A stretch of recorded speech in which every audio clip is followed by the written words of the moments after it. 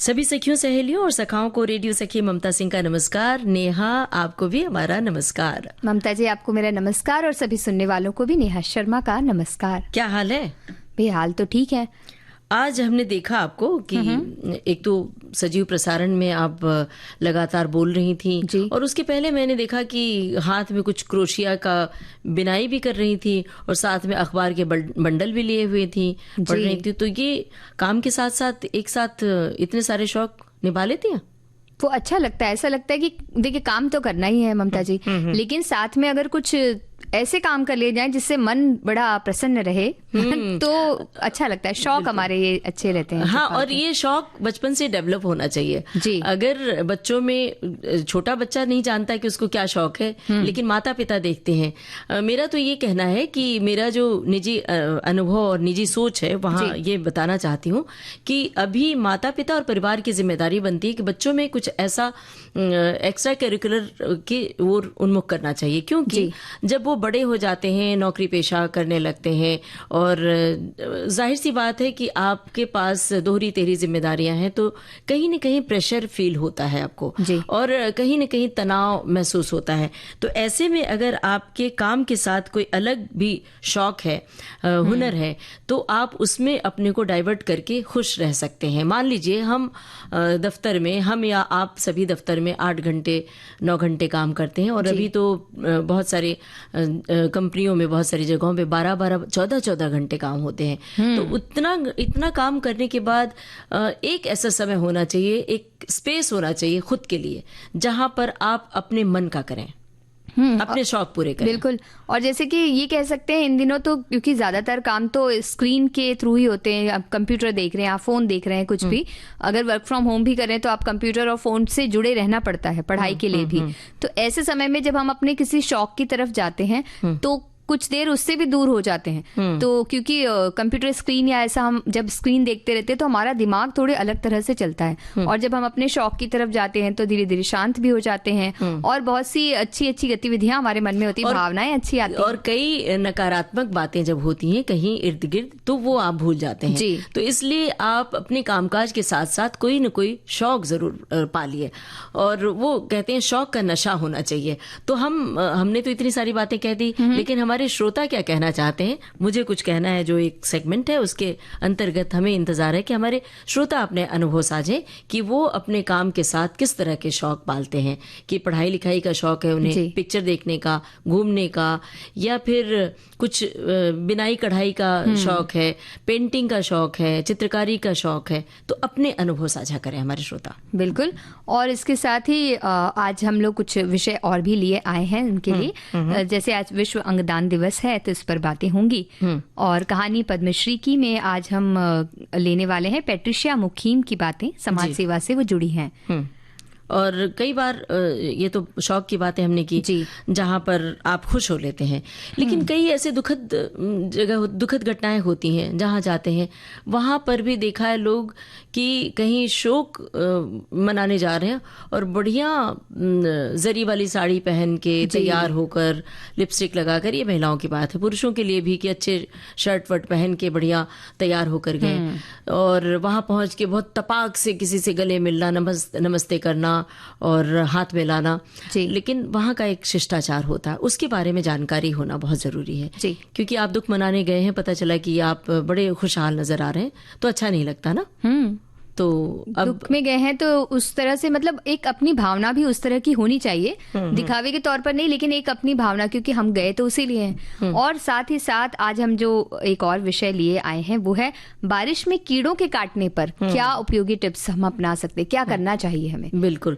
तो ये सारी बातें हैं और हमारे श्रोता भी इस बारे में टिप्पणियां करेंगे विविध भारती के फेसबुक पेज पर जाकर। अब हम सुनवाते हैं श्रोताओं को एक गाना। ये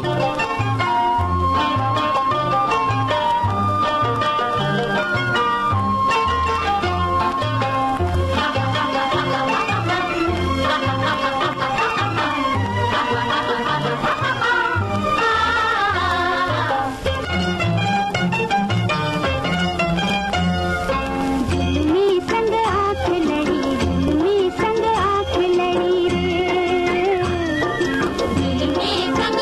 लड़ी, दिल में संग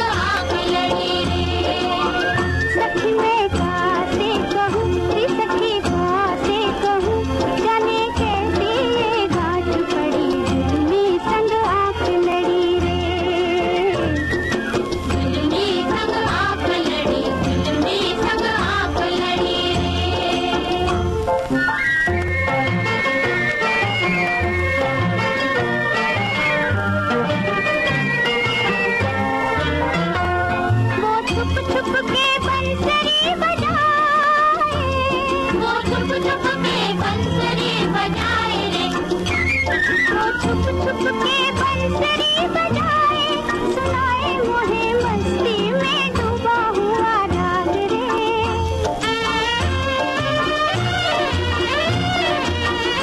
मोहे तारों की छाँव में बुलाए, मोहे तारों की छाँव में बुलाए रे, मोहे तारों की छाँव में बुलाए, चुराए मेरी निंदिया में रह जाऊं जाग रे। लगे दिन छोटा रात बड़ी, फिल्मी संग आँख लड़ी रे, फिल्मी संग आँख लड़ी, फिल्मी संग आँख लड़ी रे।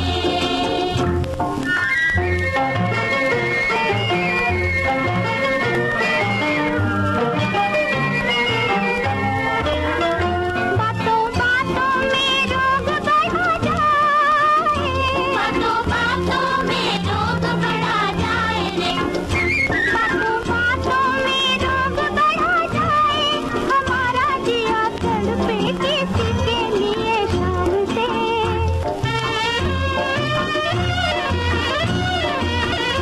मेरा पागलपना तो कोई देखो, मेरा पागलपना तो कोई देखो रे, मेरा पागलपना तो कोई देखो, पुकारो मैं चंदा को साजन के नाम से।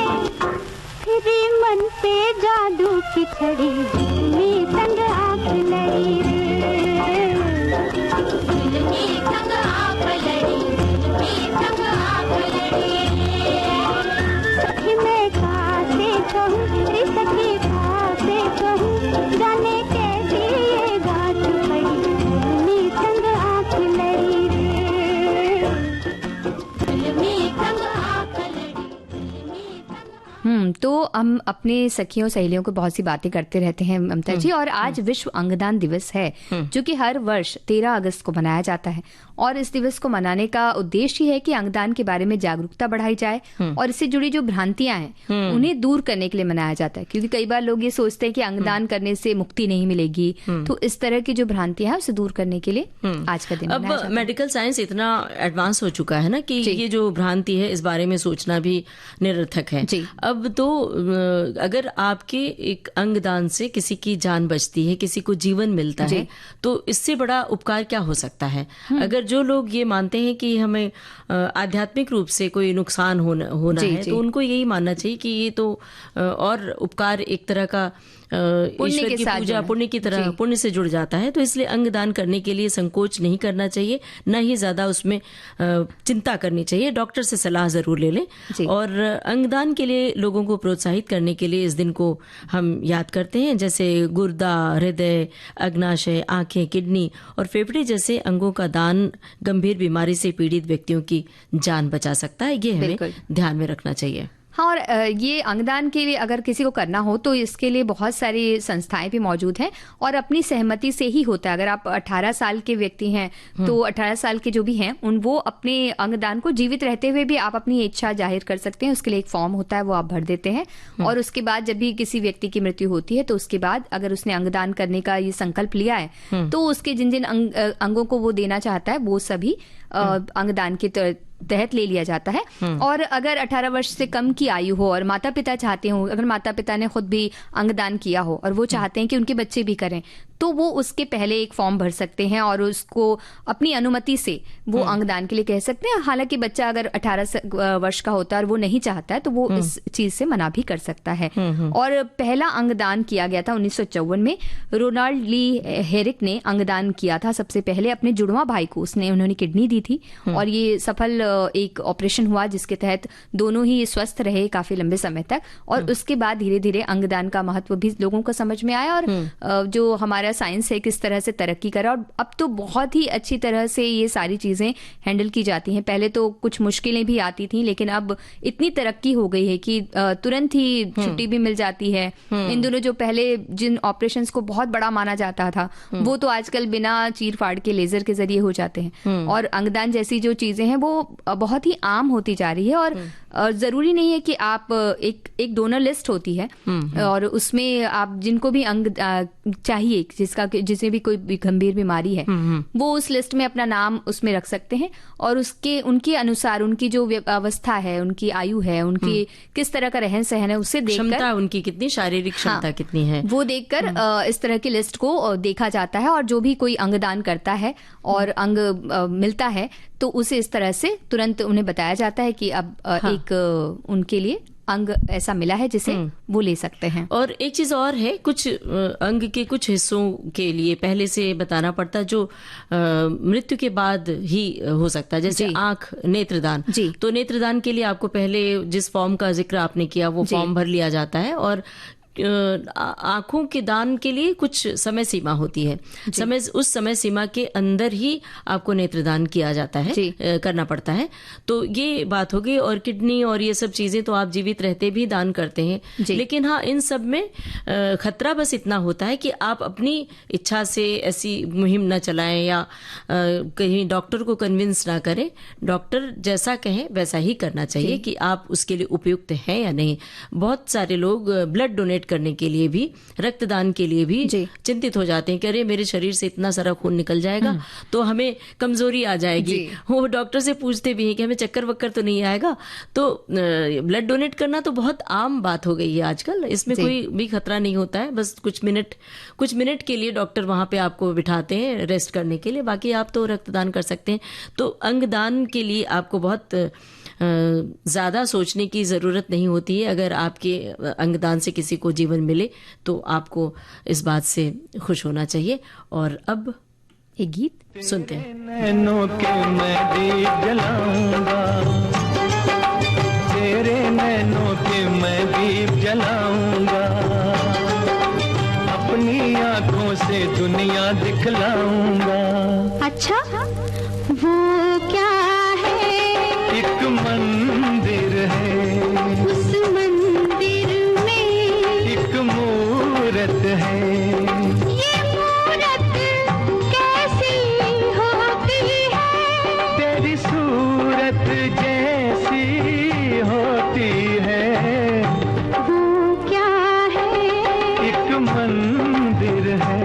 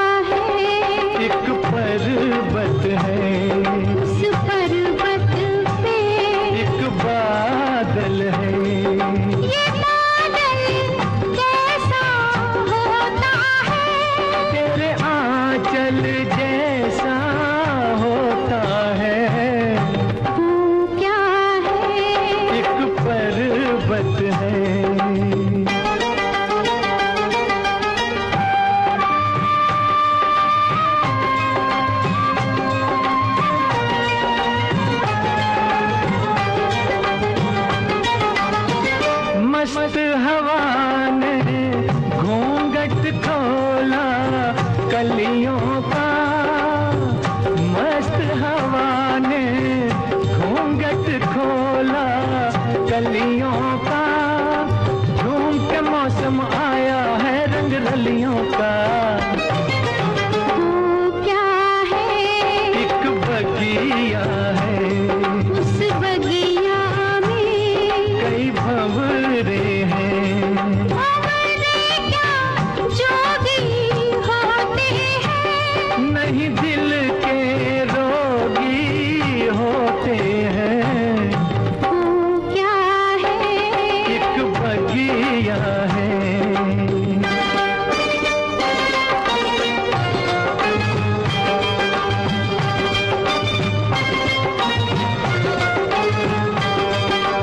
ऐसे भी अनजान नहीं मैं अब सजना, बिन देखे मुझको दिखता है सब सजना। अच्छा, वो क्या है? वो सागर है, उस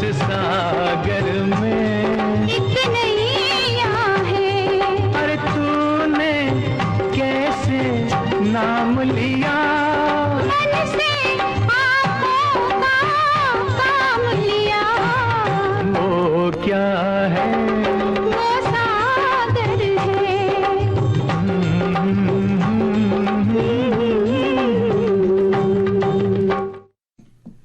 नेहा जी।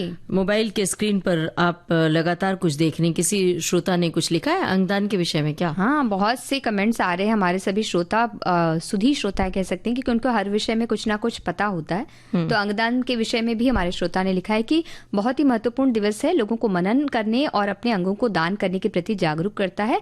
मानवीय कार्य किसी के परिवार में खुशियां ला सकता है, किसी की जिंदगी बचा सकता है, तो इसलिए जागरूक करने के लिए दिवस मनाया जाता है। उन्होंने कहा कि हमने एक कहानी उन्होंने बता रही कि उन्होंने सुनी इंस्टाग्राम पर 25 साल के गौरव की कहानी, जो ब्रेन दर्द के कारण अपनी जान खो दी उन्होंने, लेकिन अपने सारे अंगों को दान कर दिया और करीब 2 से ढाई घंटे में उसका जो दिल है उसको अहमदाबाद से शायद गुजरात के सूरत पहुंचाया गया। हम सबको इस कहानी से प्रेरणा लेनी चाहिए और हम सबको अंगदान के विषय में सोचना चाहिए।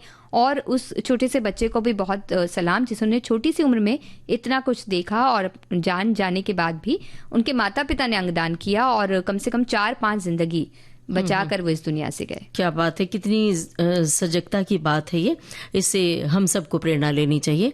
और नेहा, जीवन में सुख दुख का सिलसिला तो लगा ही रहता है जी।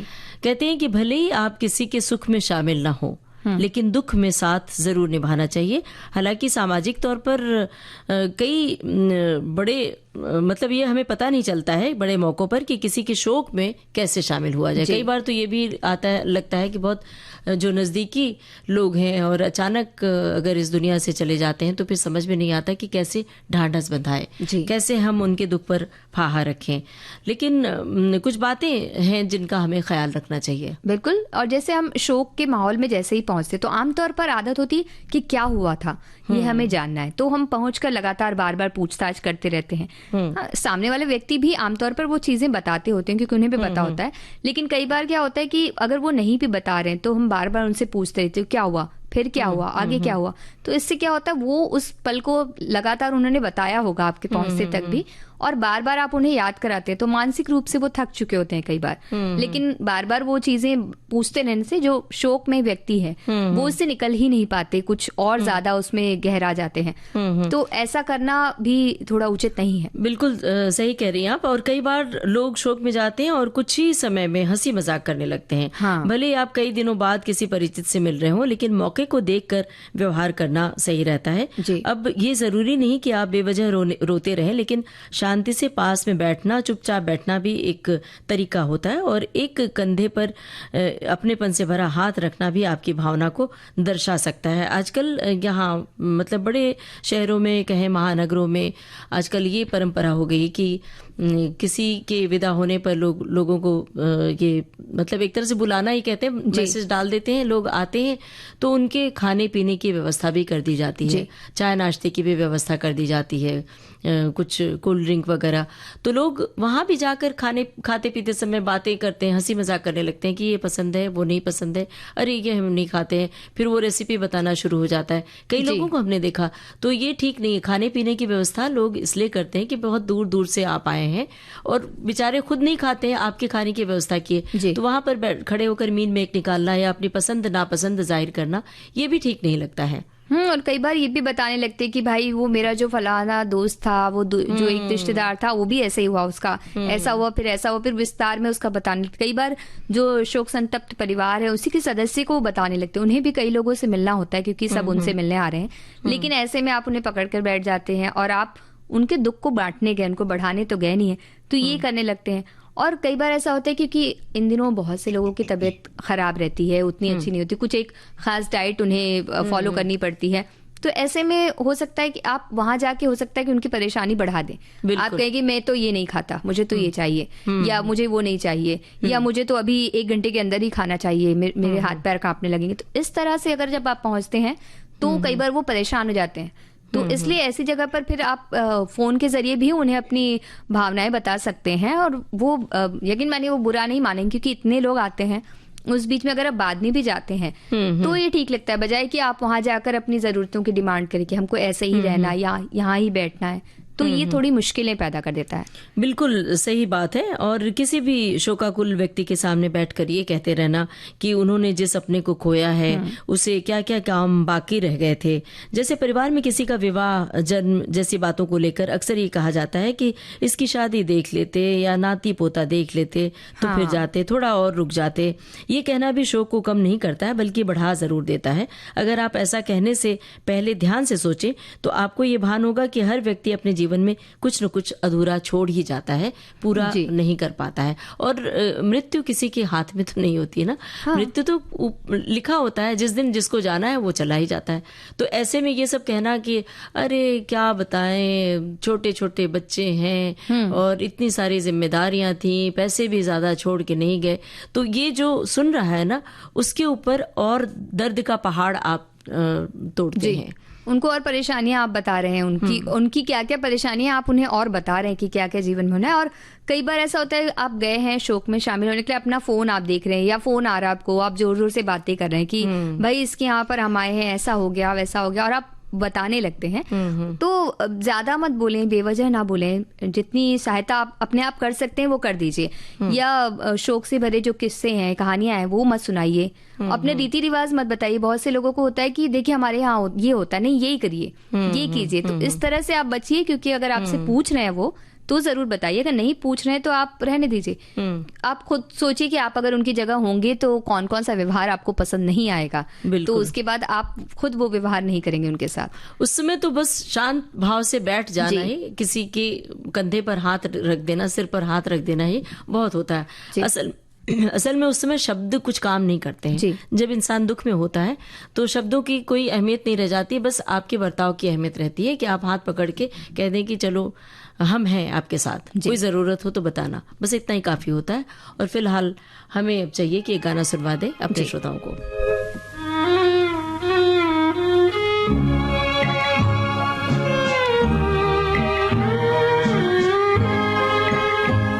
मुझे दर्द दिल का पता न था, मुझे आप किस लिए मिल गए। मैं अकेले यूं भी मजे में था, मुझे आप किस लिए मिल गए। मुझे दर्द दिल का पता न था, मुझे आप किस लिए मिल गए।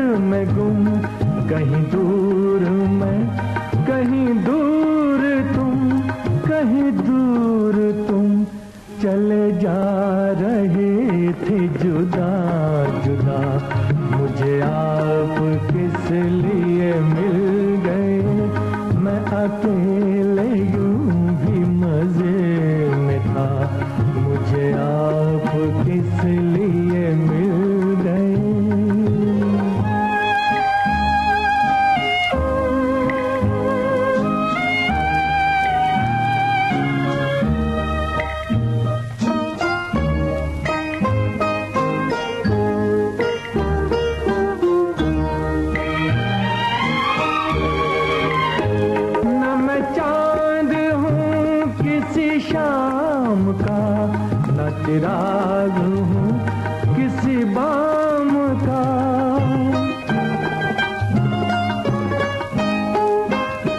न मैं चाँद हूँ किसी शाम का, न चिराग हूँ किसी बाम का, किसी बाम का।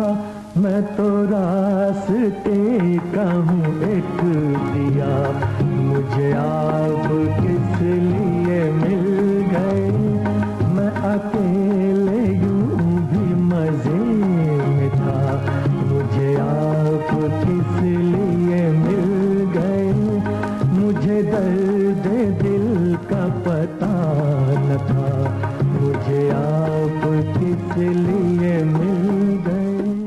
आकाशदीप फिल्म का गाना था और इस गाने से पहले नेहा हम लोग बात कर रहे थे कि शोक के मौके पर जब हम किसी से मिलते हैं, किसी के घर जाते हैं, तो किस तरह से शिष्टाचार का ख्याल रखना चाहिए। हमारी एक सखी हैं जो लिख रही हैं कि किसी के यहाँ शोक में जाना सबसे ज्यादा सेंसिटिव विषय है और तमाम सवालों से बचना चाहिए। घर में बच्चे या बूढ़े हों तो उनके खाने पीने के लिए जरूर कुछ लेते जाएं, बाकी बातों के लिए तो पूरी जिंदगी पड़ी है। उस दिन बस मौन रहकर अपनी उपस्थिति दर्ज कराएं।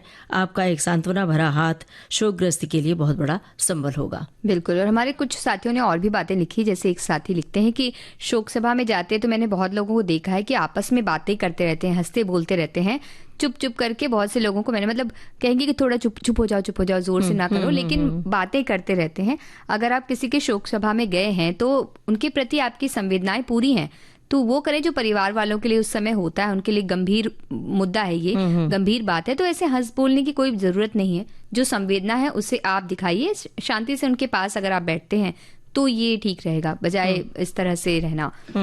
और एक साथी कहते कि परिवार में निकट रिश्तेदारों के निधन के कारण बहुत बार शोक सभा में जाना हुआ है।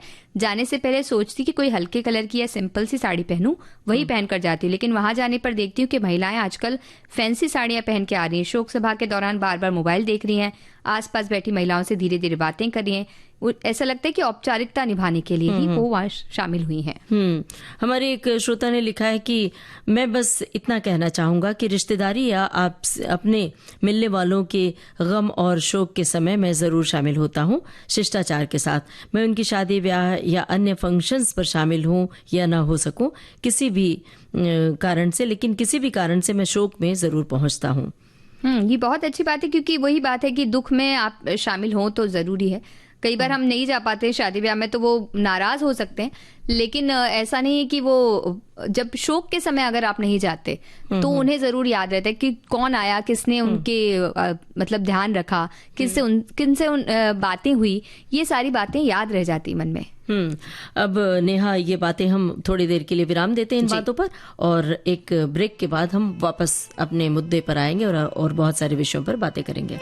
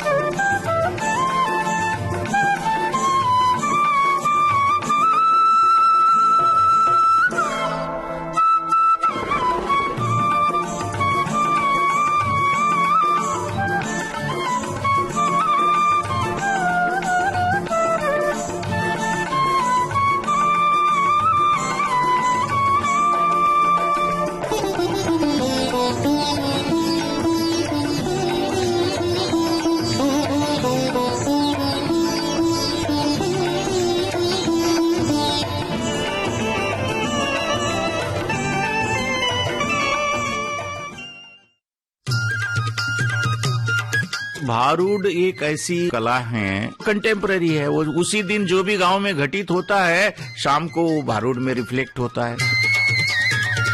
भारतीय थिएटर की दुनिया की एक बहुत मशहूर हस्ती, जुलवा में बहुत मेमोरेबल रोल किया उन्होंने। उसके बाद एक झुंज वार्याशी जो मैंने नाटक किया उसमें से बहुत ही बेहतर काम उन्होंने किया। एक निर्देशक और एक प्राध्यापक। तो उनको लगा था कि भाई अब बड़ा कुछ 45-50 साल का कोई बुजुर्ग आएगा जी। तो उनको लगा कि ये क्या करेंगे, ये हमसे भी छोटा बच्चा लग रहा है। एक बेमिसाल हस्ती पद्मश्री प्रोफेसर वामन केंद्रे। तो हमें भी तो नाटक इसीलिए करना है कि हमें ये सारी विसंगतियां है, ये जो दीवारें खड़ी करना है, इससे क्या बनने वाला है। उजाले उनकी यादों के 16 अगस्त से 6 सितंबर हर रविवार शाम 4 बजे सिर्फ विविध भारती पर।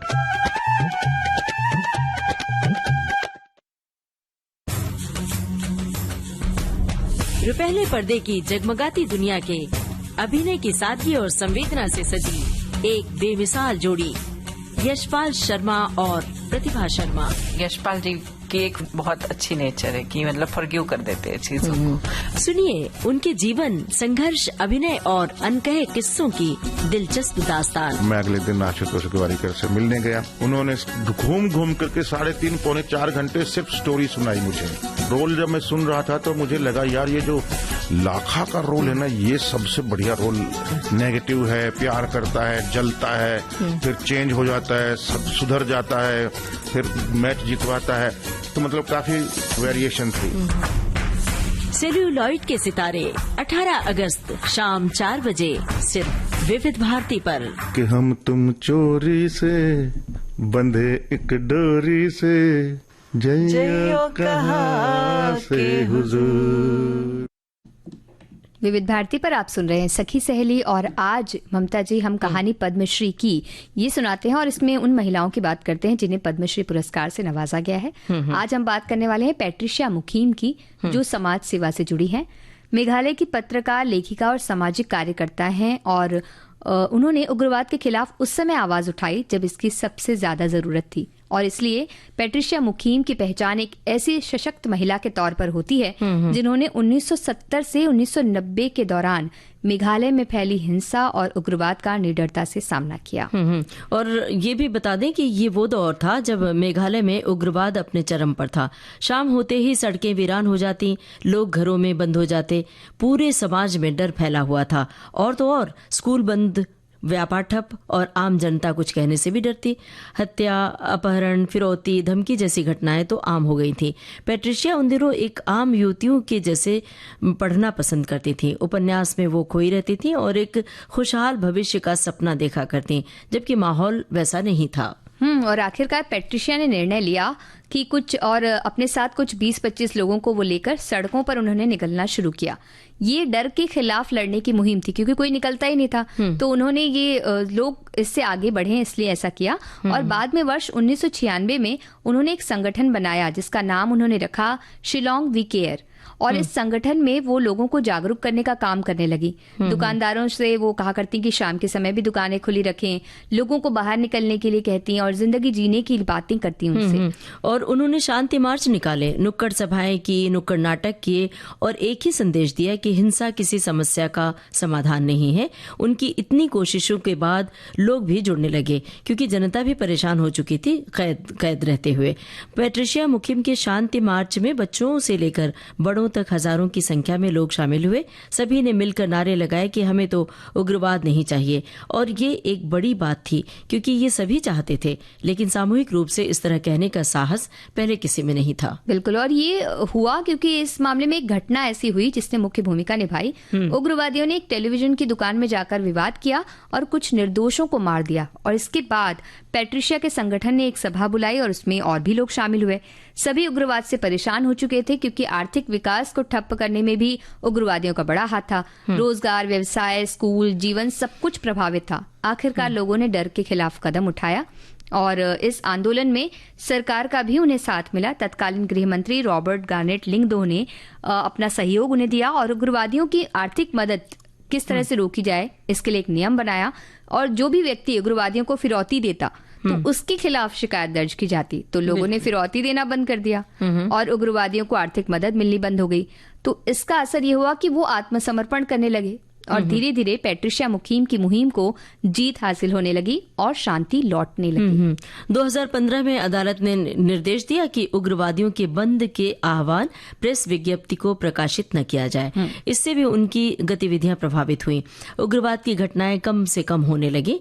पैट्रिशिया मुकीम केवल यही नहीं रुकी, बल्कि वो समाज के सुधार को लेकर बहुत सारे अन्य कार्य भी करती रहीं। जैसे कि उन्होंने पीपल्स रैली अगेंस्ट करप्शन के जरिए जमीन से जुड़े विवाद का विरोध किया। उन्हें गिरफ्तार किया गया, फिर भी वो घबराई नहीं, जबकि उस समय वो अकेली महिला थी जिन्हें 45 अन्य लोगों के साथ हिरासत में लिया गया था। जी, और पैट्रिशिया मुकीम ने ऑनलाइन लॉटरी के खिलाफ भी अभियान चलाया।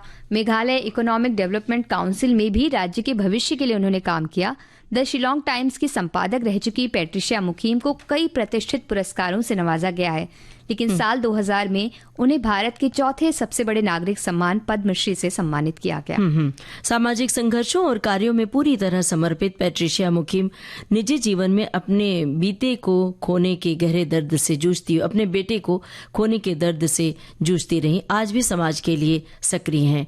तकरीबन 17 बरस की उम्र में वो आज भी योग करती हैं, पहाड़ी रास्तों पर चलती हैं, पर्यावरण बचाने के लिए अभियान चलाती हैं, आदिवासी अधिकारों, लोकतांत्रिक मूल्यों के लिए लगातार अपनी बुलंद आवाज आज भी उठाती हैं।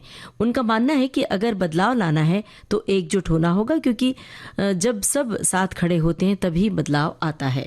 और तकरीबन 70 वर्ष की पैट्रिशिया मुकीम हमें सिखाती हैं कि कभी कभी एक निडर आवाज भी लोगों को एकजुट करने में सहायता करती है। किसी एक का साहस हो तो सभी लोगों में वो साहस हो जाता है, उन्हें देखकर सब साहस करते हैं और समाज डर, हिंसा और अन्याय से आगे बढ़कर शांति और लोकतंत्र कायम कर सकता है। तो इस बात से हम सबको प्रेरणा लेनी चाहिए कि बूंद बूंद से सागर बनता है। एक पैट्रिशिया का हाथ आगे बढ़ा और कारवां बढ़ता गया और उन्होंने विजय पाई, पद्मश्री सम्मान से उन्हें नवाजा गया। अब गाना सुनते हैं ये।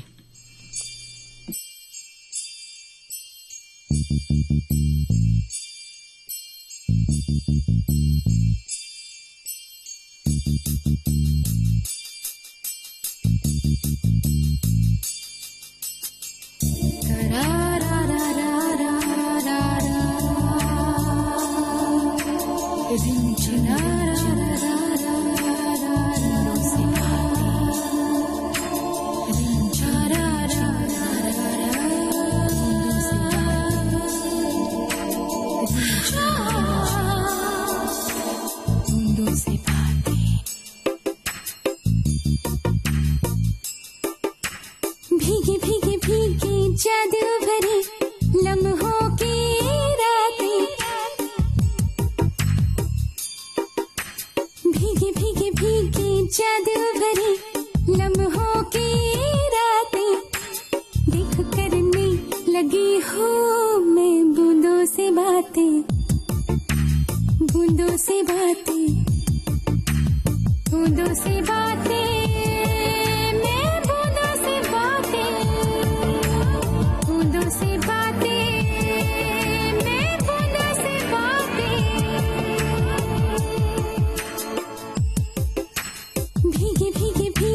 जादू भरी लम्हों की रातें, देख करने लगी हूँ मैं बूंदों से बातें।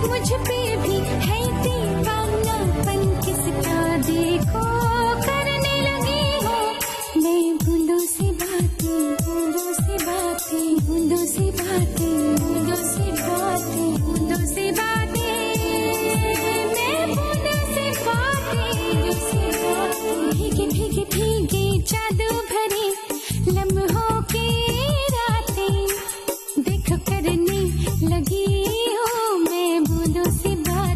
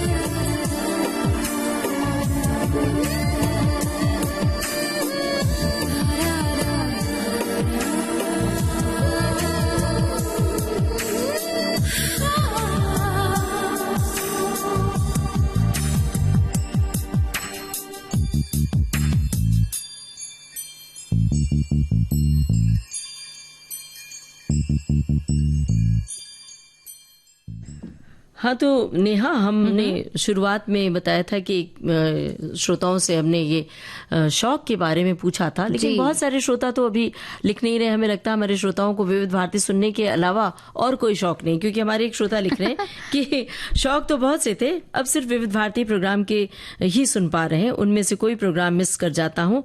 अब से 8 बजे तक अनवरत मोबाइल पर VVS के प्रोग्राम सुनता रहता हूँ, ऑफिस का काम भी चलता रहेगा। भाई, विविध भारती सुनने का शौक तो सबसे उम्दा शौक है। इस शौक को आप कायम रखिए, लेकिन इसके अलावा जब भी वक्त मिले इसके साथ साथ और भी शौक कर सकते हैं।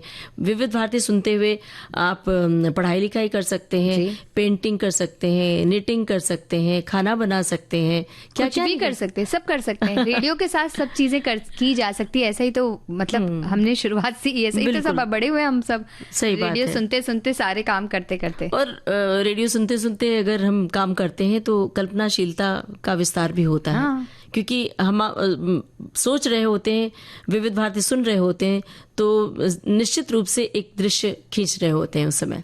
और एक मेडिटेशन जैसा हो जाता है। एक समय के बाद में हमें सब सुनाई दे रहा होता है, फिर हम अपने काम में भी डूबे रहते हैं, लेकिन किसी ने रेडियो बंद कर दिया तो पता चलता है कि अरे हम सुन रहे थे। ऐसा लगता है ना कि आप अपने काम में डूबे हुए हैं तो बंद कर देते हैं, लेकिन ध्यान रहता है। हमारे एक साथी ने जरूर लिखा है कि उन्हें बागवानी का बहुत शौक है। इसके लिए मैं शनिवार रविवार को जरूर समय निकालती हूँ। पेड़ पौधों की गुड़ाई करना, कटाई छटाई करना या नए पौधे लगाना, और ये छुट्टी वाले दिन जरूर करती हूँ। मुझे गमलों में पेंटिंग करना, तरह तरह से क्यारियों को सजाना भी बहुत पसंद है।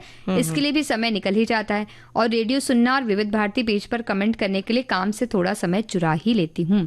तो कितनी अच्छी तरह से वो अपना पूरा समय मैनेज कर रही है ना। और बहुत सारे श्रोताओं ने और भी बातें लिखी है। एक श्रोता ने लिखा है कि हमें कुकिंग का शौक है, खाना बनाने का शौक है, रेडियो सुनते सुनते हम खाना बना लिया करते हैं। और विविध भारती के शौक के बारे में और भी बहुत सारे श्रोताओं ने लिखा है कि हमें तो विविध भारती सुनने का बहुत शौक है। और एक श्रोता ने कुछ अलग सी बात लिखी है, वो ये लिख रहे हैं कि आपने शौक के बारे में बात की थी और गाना सुनवाया था, जुल्मी संग आंख लड़ी रे। तो क्या गाना सुना दिया जुल्मी संग आंख लड़ी। 1% चैनल पर आने वाले ऐसे लोग हैं जो किसी के दुख दर्द में जाते हैं और बढ़िया बढ़िया साड़ी भी पहनते होंगे। अपने घर की पुण्यतिथि कभी नहीं मनाते, मगर दूसरों की उस दिन जन्मदिन जरूर मनाते हैं। एक प्रतिष्ठित चैनल पर होता है जो गाना सुनाते हैं, तो इनके लिए शायद ये विविध भारती के लिए इनकी बात है, तो इनको स्पष्ट कर दें कि आज कोई शोक का दिन नहीं है। ये तो हम एक शिष्टाचार के बारे में बात कर रहे थे, क्योंकि सखी सहेली ऐसा प्रोग्राम है नेहा जिसमें हम हर मुद्दे पर बात करते हैं। महिलाओं के बारे में बात करते हैं, जहां महिलाओं के आगे बढ़ने की बात हो, जहां उनकी शिक्षा की बात होती है, उनकी कामयाबी की बात होती है, उनके करियर की बात होती है, और तमाम मुद्दे हैं, खेल है, पढ़ाई लिखाई, कुकिंग से लेकर हर मुद्दे पर हम बात करते हैं।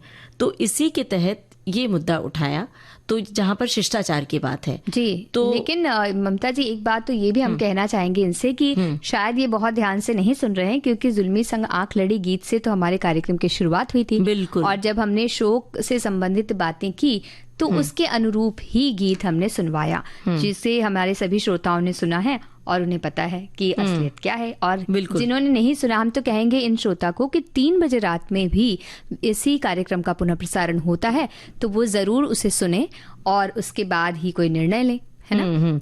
और अब एक श्रोता ने लिखा है कि मुझे गार्डनिंग का बहुत शौक है, इसके लिए मेरा रविवार फिक्स होता है। बहुत कुछ सीखा भी, जैसे कि धैर्य का गुण हमने सीखा। और एक श्रोता ने और लिखा है कि मुझे बागवानी का शौक है। मतलब बागवानी का शौक बहुत सारे लोगों को और हमारे एक श्रोता ने लिखा कि हमको तो खाली समय में एडिटिंग का शौक है, मैं हमेशा 4 से 5 घंटे एडिटिंग करता हूँ। तो ये भी एक अच्छा शौक है, कुछ उससे कुछ उन्हें मिल रहा होगा, कुछ चीजें सीख रहे होंगे। तो एडिटिंग करना भी एक अपने आप में गुण है, और वो शौक के साथ साथ कभी कभी काम में भी बदल जाता है। अगर काम ही उनका शौक है तो बहुत अच्छी बात है। बिल्कुल। कुछ लोगों को दिन भर मोबाइल देखने का भी शौक होता है जी। तो इस शौक से मुक्ति पाना जरूरी है, बच्चे, क्योंकि ये शौक बहुत खतरनाक होता है। इससे आपका वक्त बहुत सारा खा जाता है मोबाइल, और आप अपने जो शौक है उन्हें जान ही नहीं पाते। सबसे बड़ी बात तो ये है नेहा कि आपके शौक क्या है उन्हें पहचानिए। खास तौर से छोटे बच्चों के भीतर कई बार बार हम बहुत सारे हुनर देखते हैं, लेकिन उन्हें सही दिशा नहीं मिलती है, सही मार्गदर्शन नहीं मिलता है, तो वो जान नहीं पाते कि उनके शौक क्या है और विपरीत दिशा में अपने आगे बढ़ते हैं, करियर का चुनाव कर लेते हैं, जिसके लिए उन्हें परेशान भी होना पड़ता है। और कई बार ऐसा होता है कि माता पिता कुछ बनना चाहते हैं और उनके बहुत सारे शौक होते हैं जो किसी वजह से पूरे नहीं हुए, तो उन्हें लगता है कि जब मेरे बच्चे होंगे तो मैं उन्हें ये सिखाऊंगी। तो वो भी एक है, उसकी बजाय माता पिता को चाहिए कि खुद ही अपने शौक पूरे कर लें और बच्चों को उनके शौक पूरे करने दें, है ना। और शौक पूरे करने की कोई उम्र नहीं होती है। कई बार लोग ये कहते रहते हैं कि भाई हमें तो दफ्तर जाने के साथ हमें टाइम नहीं मिलता है, हम ये नहीं कर पाते, तो भाई उसके साथ एडजस्टमेंट हो जाता है, आप सामंजस्य बिठा सकते हैं। और नहीं होता तो जब आप रिटायर हो जाते हैं 60 साल के बाद, वो सारे शौक जो अधूरे रह गए उन्हें पूरे कर लेने चाहिए। एक बड़ी मजेदार बात इससे हमें याद आई कि संगीत से जुड़े हुए हमारी एक पहचान के हैं, वो अभी भी एग्जाम्स देते हैं संगीत के, तो वो उनकी उम्र वो 60 से सीनियर सिटीजन है। तो वो जब एग्जाम देने जा रही थी एक बार, तो गार्ड ने उन्हें रोक दिया और कहा कि अरे बच्चों के साथ पेरेंट्स नहीं जा सकते ऊपर एग्जाम देने। तो उन्हें समझ नहीं आया कि वो क्या करे, तो फिर उन्होंने अपना जो वो एग्जामिनेशन हॉल का टिकट होता है वो दिखाया, कहा कि भाई मैं तो स्टूडेंट ही हूँ। तब वो बड़े मजे से वो बात बताई थी कि मुझे रोक दिया, मैं क्या करूँ। और बाद में उन्होंने अपनी बेटियों को और हम सभी को ये बातें सुनाई। और एक बात और बताएं नेहा आपको, जो जानी मानी गायिका है छाया गांगुली, विविध भारती में जिनका सानिध्य हमें मिला, हम गौरव का एहसास करते हैं जब छाया जी का नाम लेते हैं। और उनकी जो गजल है रात भर आपकी याद आती रहे, गमन फिल्म की गजल, जिसके लिए राष्ट्रीय पुरस्कार से उन्हें नवाजा गया था। छाया जी बताती हैं कि वो रिटायरमेंट के कई साल बाद उर्दू सीखना शुरू किया। उनको उर्दू सीखने का शौक था, तलफ़्फ़ुज़ का बड़ा ख्याल रखती है वो कि कहीं कोई उच्चारण गलत ना हो। तो इसके लिए उन्होंने उर्दू सीखना शुरू किया और 1 साल नहीं कई साल उन्होंने उर्दू सीखा। और जब भी कहीं किसी शब्द पर अटकती तो वो फोन करके पूछती थी हम सबसे। तो ये बड़ी बात है, हमने उनका नाम इसलिए यहाँ पर लिया कि वो एक मार्गदर्शक है हम सबके लिए, लेकिन वो एक उम्र के इस खास जगह पर आकर सीख रही है, तो सीखने की कोई उम्र नहीं होती है। और गाना सुनवाने के लिए भी कोई समय नहीं, सुनते हैं गाना। जब सदा संग रहे ना को, फिर दुख को अपनाइए, कि जाए तो दुख ना हो।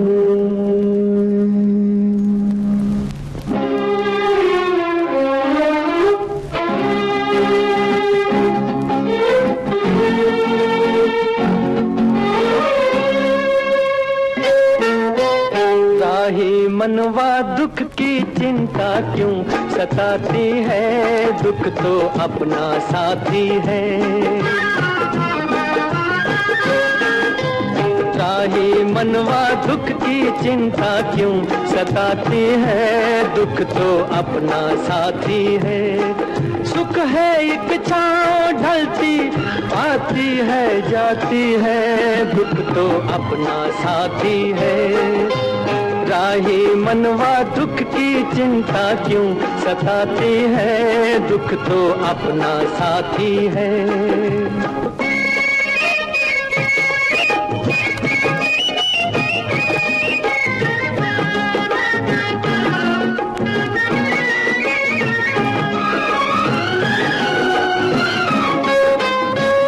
दूर है मंजिल दूर सही, प्यार हमारा क्या कम है। पग में कांटे लाख सही, पर ये सहारा क्या कम है।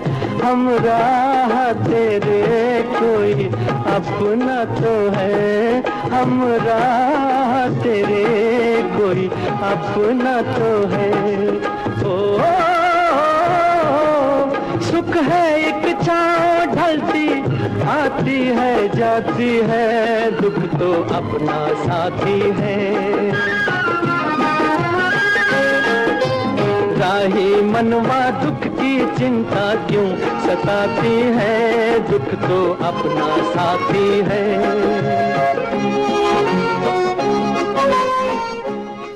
नेहा, ये बरसात का मौसम जितना लुभाता है उतना ही सताता भी है, क्योंकि बारिश के मौसम में अलग अलग तरह के कीड़े आसपास होते हैं। नमी बहुत ज्यादा होती है और उसके कारण पता ही नहीं चलता कि कब कहाँ किस तरह के कीड़े ने अपनी जगह बना ली है। और छोटे छोटे बारीक मच्छर जैसे कुछ कीड़े होते हैं। आप नॉर्मल कहीं बैठे हो जहाँ पर पेड़ पौधे नहीं भी हैं और पता चलता है, आप दिखाई भी नहीं पड़ते हैं, एकदम एक कण की तरह होते हैं और काट के चले जाते हैं। बहुत देर तक बदन खुजलाता रहता है। बिल्कुल। और पानी भी भर जाता है बरसात के मौसम में कई जगह, तो कई हल्के जहरीले कीड़े भी अपने बिलों से बाहर निकलते हैं और उनके काटने की संभावना भी बढ़ती है। अगर इस तरह के कोई कीड़े आपको काटते हैं, जहां भी मतलब अगर सूजन दिख रही है, ऐसा कुछ दिख रहा है, तो डॉक्टर से सलाह लेना तो उचित है सबसे ज्यादा। और जहां कीड़े ने काटा हो वहां पर बार बार आप खुजलाएं नहीं, क्योंकि खुजली तो होती है पर खुजलाएं नहीं। या तेल, चूना या कोई भी दवाई ऐसी हम लगा लेते हैं जो सामने दिखती है। कभी कभी मिट्टी का तेल होता है, केरोसिन होता है, वो लगा लेते हैं। तो ये सब ना करके पानी और एंटीसेप्टिक साबुन से पहले साफ कर लीजिए। और अगर काटने के बाद आपको सूजन आ रही है या चक्कर जैसा लग रहा है, तेज जलन हो रही है, सांस लेने में कभी कभी तकलीफ भी होती है, ऐसा कुछ हो तो तुरंत डॉक्टर के पास जाएं। नहीं तो डॉक्टर को फोन करके आप सलाह ले सकते हैं बाकी मामलों में। बिल्कुल सही कह रही। हालांकि कई बार कुछ छोटे कीड़ों के काटने पर लालिमा जैसी होती है, हल्की जलन भी महसूस होती है, तो इसे पानी से साफ करें और कुछ देर खुजलाने से बचने पर भी वो ठीक हो जाता है। उसे खुजलाए नहीं बल्कि उसको रब करें, हल्के हाथ से रब करें तो भी आराम मिलता है। ऐसे में बेकिंग सोडा के पानी से धोना ठीक रहता है या फिर डेटॉल वगैरह उस पर लगा देना धोने के बाद ठीक रहता है। और नीम का तेल लगाने की सलाह दी जाती है। हल्की सूजन के लिए बर्फ की सिकाई भी कारगर होती है, लेकिन इस बात के लिए भी डॉक्टर से सलाह लेना जरूरी है, क्योंकि कीड़े काटते हैं, आपको पता नहीं चलता है कि वो कोई जहरीला कीड़ा तो नहीं है। जी। और बारिश में कीड़ों से बचाव के लिए आप नीम के तेल या कपूर जैसे सुगंधित चीजों को घर के किनारों में उपयोग कर सकते हैं, तो कीड़े ही कम पनपेंगे। या घर की साफ सफाई करते रहने से भी, नमी को दूर करते रहने से भी कीड़े नहीं बसेंगे।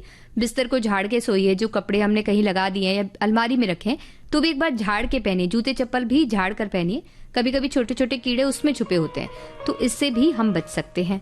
और हमारे एक साथी ने बताया कि अगर कहीं काटता है, कीड़ा वगैरह काटता है, तो उस जगह को खुजलाए नहीं। अगर आपको कहीं डंक वगैरह अगर दिखता है तो भी आप उसे बिल्कुल भी ना दिखलाएं, मतलब कुछ करें ना उसे। बिल्कुल। और अब सुनिए गाना, प्रोग्राम का आखिरी गाना। तोरा मन दर्पण कहलाए, तोरा मन दर्पण कहलाए, भले बुरे सारे कर्मों को देखे और दिखाए, तोरा मन दर्पण कहलाए, तोरा मन दर्पण कहलाए।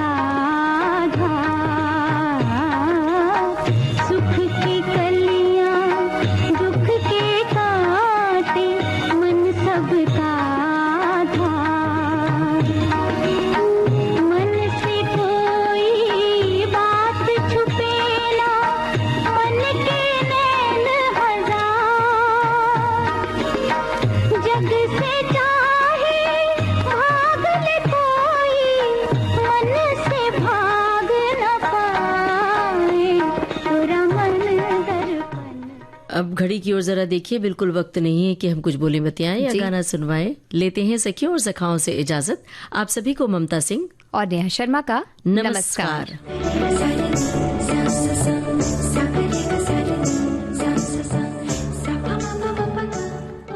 सखी सहेली कार्यक्रम की प्रस्तुतकर्ता अनुश्री पाठक। सखी सहेली